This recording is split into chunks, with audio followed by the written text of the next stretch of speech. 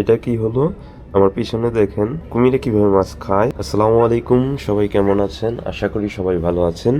আজ আমরা বন্ধু বান্ধব মিলে সবাই চলে আসলাম গাজীপুরের সাফারি পার্কে। কিভাবে আসলাম, কি কি দেখলাম, এগুলো নিয়েই আজকের এই সাফারি পার্কের টোটাল আয়োজন থাকবে। আশা করি পুরো ভিডিওটা দেখবেন এবং আমাদের সাথেই থাকবেন, এবং ভিডিওটা কেমন লাগলো অবশ্যই কমেন্টে জানাবেন, এতে আমাদের উৎসাহ বাড়বে। আমরা শুরুতেই চলে আসলাম সাফারি পার্কের যে সাফারি জোনটা আছে, সেই জোনের বাহিরে যে পশু পাখিগুলো আছে এগুলো দেখার জন্য। এখানে গতবার এসে দেখছিলাম এখানে রঙিন মাছ ছিল, এবার সেই মাছগুলো নাই, কারণ পানিগুলো অনেক নোংরা হয়ে গেছে। আমরা আরেকটু সামনের দিকে এগিয়ে যাচ্ছি। আর এখানে কিভাবে আসলাম অবশ্যই আপনাদেরকে জানাবো। এটা হচ্ছে অজগরের একটা খাঁচা। খাঁচার ভিতরে তো ক্যামেরাটা দিয়ে দেখা যাচ্ছে না, তবে আমরা এখানে থেকে ঠিকই সাপটা দেখতে পাচ্ছি। অনেক বড় দুটো অজগর সাপ এখানে আছে, আর সাইড দিয়ে কচ্ছপ, এবং এখানে এটা কুমিরের মতো দেখতে। সত্যি বলতে হঠাৎ করে আসা, যার কারণে কোনো প্ল্যানিং ছাড়া কোনো জায়গায় গেলে হয়তো বা কোনো কিছু ভালো করে দেখানো বা বোঝানো সম্ভব হয় না। হঠাৎ করে আসা, তার কারণে হয়তো ভালো করে ভিডিও করে আপনাদেরকে দেখাতে পারতাছি না।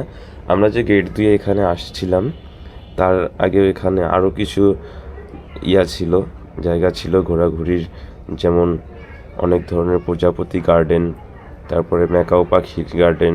এই গার্ডেনগুলো আপনাদেরকে দেখাইতে পারলাম না, তার কারণে আমি খুবই দুঃখিত। এই যে বাহিরে দেখেন, এখানে বাহিরে কিন্তু বানরও আছে। এই বানরগুলো কত সুন্দর করে খেলা করতেছে। আমরা কিছুক্ষণ এখানে দাঁড়িয়ে থেকে এই বানর কয়েকটা খেলাগুলো দেখলাম। এই হচ্ছে আমার ছোট ভাই নয়ন, ও আমাদের সাথে আসছে। আমরা ভাই বেড়াদের বন্ধু বান্ধব মিলে ঘোরাঘুরি করি, এটা আপনারা জানেন। তারপরেও আমরা যতটুকু পারি আপনাদেরকে ভিডিও করে দেখাই। আমরা এখন এসেছি এখানে একটা উট পাখির কাছে। উট পাখিগুলো খাঁচার ভিতরে আছে। আমরা জানি সচরাচর সাফারি পার্কগুলো বাহিরের দেশে সব উন্মুক্ত থাকে, তো আমরা উন্মুক্ত একটা সাফারি পার্কে ভিতরেই আসছি, তবে সেই জায়গাটায় যেতে আরও কিছুটা সময় লাগবে।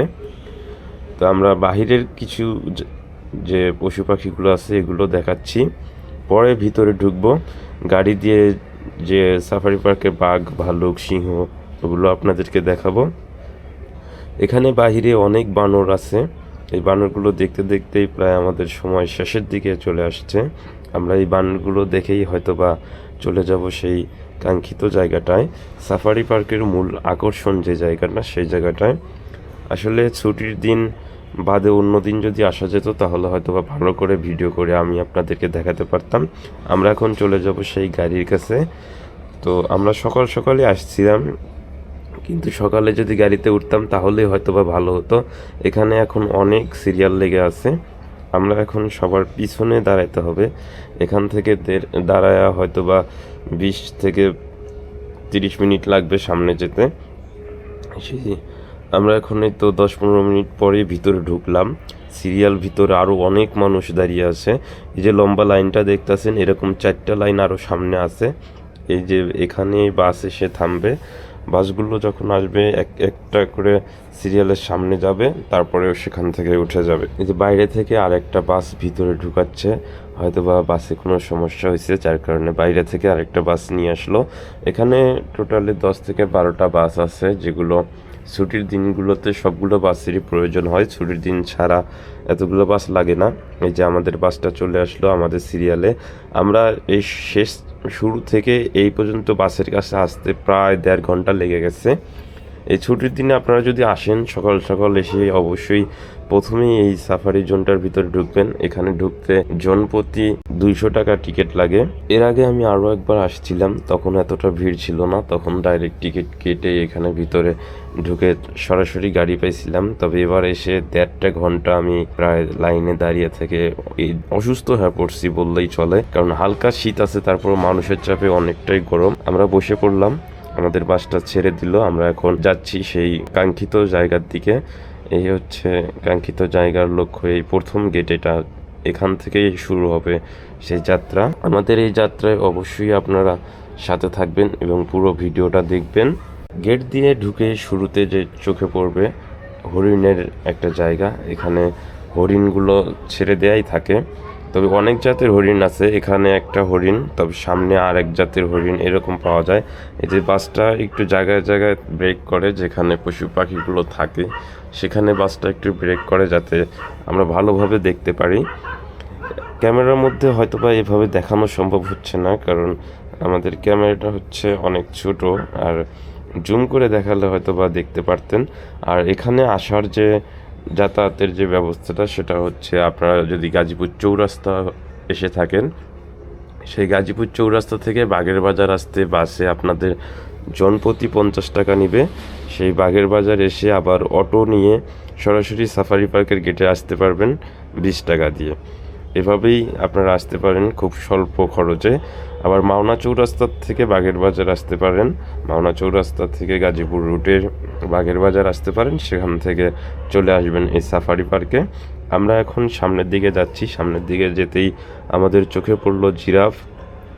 ওই সাইডে অনেক দূরে জিরাফ আমরা বাস থেকে দেখতে পারতেছি, কিন্তু ক্যামেরায় দেখা যাচ্ছে কিনা সত্যি বলতে পারতেছি না। তবে আমি একটু জুম করে নিলাম, জুম করে নিয়েও সেভাবে দেখা যাচ্ছে না।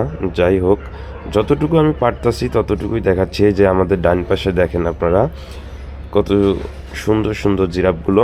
আমি যদি সামনে বসতে পারতাম তাহলে হয়তো বা আপনাদেরকে ভালো করে ভিডিও করে দেখাইতে পারতাম। এই দেখেন জিরাফগুলো শুয়ে আছে। সামনে আসলে বসাটা খুবই ইজি না, সামনে বসতে হলে বাসে সিরিয়ালে দাঁড়ায় আসছিলাম। যারা সবাই সামনে বসতে চায়, যারা আসে সবাই সামনে বসতে চায়, ভালো করে একটু দেখতে চায়, যার কারণে আমরা দেখতে পারলাম না। ওই যে দূরে একটা বড় হরিণ দেখা যাচ্ছে, এটা হচ্ছে ওপেন জায়গায়, খোলামেলা একটা জায়গা, এখানে জিরাফ হরিণ সব ছেড়ে দেওয়া আছে। তবে যেখানে জিরাফ হরিণ তারপর নীলগাই এগুলো ছেড়ে দেওয়া আছে, ওই জায়গায় কিন্তু বাঘ ভাল্লুক বা সিংহ এগুলো নাই। সিংহর জন্য আলাদা একটা জায়গা আছে। বাইরের দেশের সাফারি পার্কগুলো তো যেমন সব ধরনের পশুই ছেড়ে দেওয়া থাকে, আমাদের দেশের সাফারি পার্কের জায়গাটা ঠিক বাইরের দেশের মতো অত বড় না, যার কারণে এভাবে ছেড়ে দেওয়া যায় না। এই হচ্ছে নয়ন, নয়ন সবাইকে হাই দিচ্ছে। অবশ্যই নয়নের জন্য আপনাদের ভালোবাসা থাকবে। নয়নের সামনেই আমার হচ্ছে বড় ভাই সেলিম ভাই, তিনিও সবাইকে হাই দিচ্ছে, তার জন্য সবাই দোয়া করবেন। এবং তার সামনে আছে ইসলাম ভাই, সেই ইসলাম ভাইয়ের জন্য দোয়া করবেন, কারণ আমরা ঘোরাঘুরির বেশি সময়টা এই চারজন একসাথেই করি। আরও আমাদের ভাই ব্রাদার আছে, তারাও একসাথে ঘোরাঘুরি করি। তো আমাদের এই পেজ এবং আমাদের এই চ্যানেলটার জন্য অবশ্যই সবাই দোয়া করবেন, যাতে চ্যানেলটা এগিয়ে যেতে পারে সামনের দিকে। তো যারা এখন পর্যন্ত আমাদের এই ভিডিওটা দেখতেছেন, অনেকে হয়তো আমাদের পেজে ফলো করেন নাই, অবশ্যই ফলো দিয়ে রাখবেন এবং চ্যানেলটা সাবস্ক্রাইব করে রাখবেন, যাতে পরবর্তী ভিডিওগুলো অবশ্যই সুন্দরভাবে আপনার কাছে সবার আগে আসে। এ হচ্ছে হরিণ সাফারি। তো হরিণ সাফারি বলতে এখানে হরিণ আসে বেশি, তবে হরিণের পাশাপাশি যে সকল হিংস্রবাদে যে প্রাণীগুলো আছে সেই প্রাণী, সবগুলো প্রাণী এখানে আছে। বানর তো ওপেনলি সব জায়গায় আছে, তারপরে জিরাফ, নীলগাই এবং অনেক ধরনের প্রাণী আছে, নাম বলতে বলতে হয়তো বা। তারপর ভুট্টি গরু এখানে অনেকগুলো আছে, আমাদের চোখে পড়ছে কয়েকটা, তো বেশি একটা পড়ে নাই, কারণ এখন ড্রাইভারে বললো এখনকার পশুগুলো সব ভিতরে চলে গেছে, কারণ আমরা দুপুরবেলায় চলে আসছি, তাদের খিদা লাগছে হয়তো বা, যেখানে খাবার দেয় সেখানে চলে গেছে। খাবারের জায়গাগুলো একটু ভিতরেই, রাস্তার সাইডে এখন পর্যন্ত কোনো পশু আসে নাই। আল্লাহ জানে যে বাঘ ভাল্লুকগুলো আমরা ঠিক মতো দেখতে পারবো কি না। তো যাই হোক, আমরা আস্তে আস্তে সামনের দিকে এগোচ্ছি। ওই যে দূরে একটা দেখা যাচ্ছে নীলগাই এদিকে আসতেছে।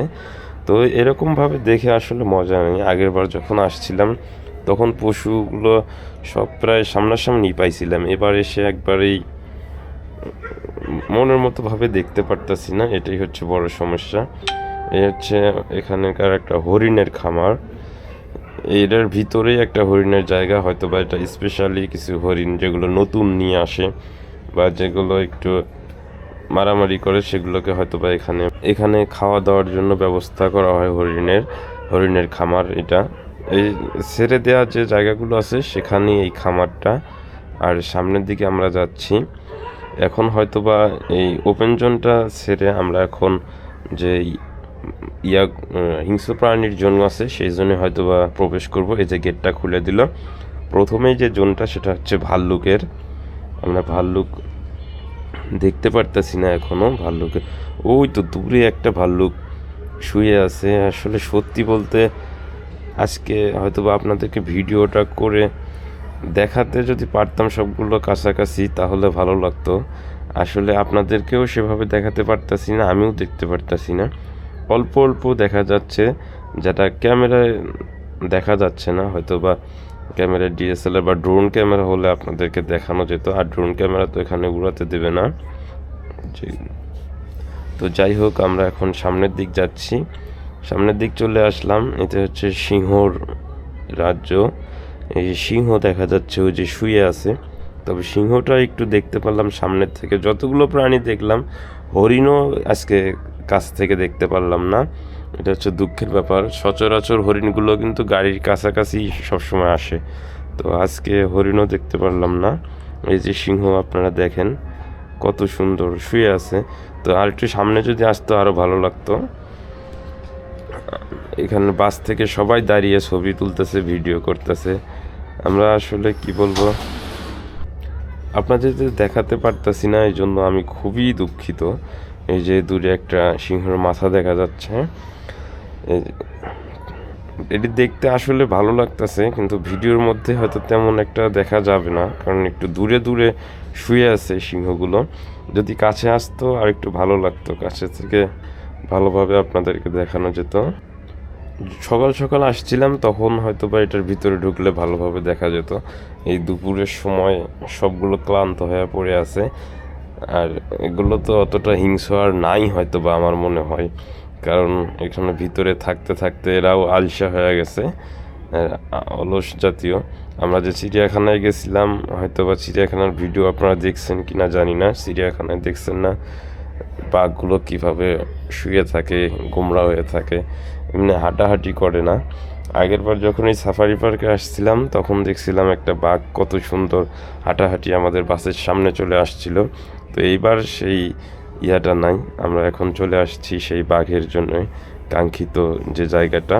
আমরা যে বাঘ দেখার জন্য উৎসুক জনতা পড়ে থাকি সব সময়, সেই বাঘও হয়তো বা এবার কপালে নাই।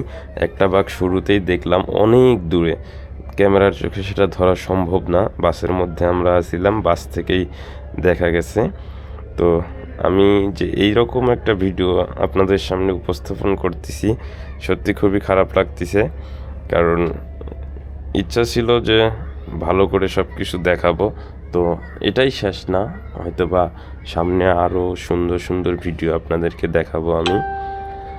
এতে আপনারা অবশ্যই আমার পাশে থাকবেন, দোয়া করবেন।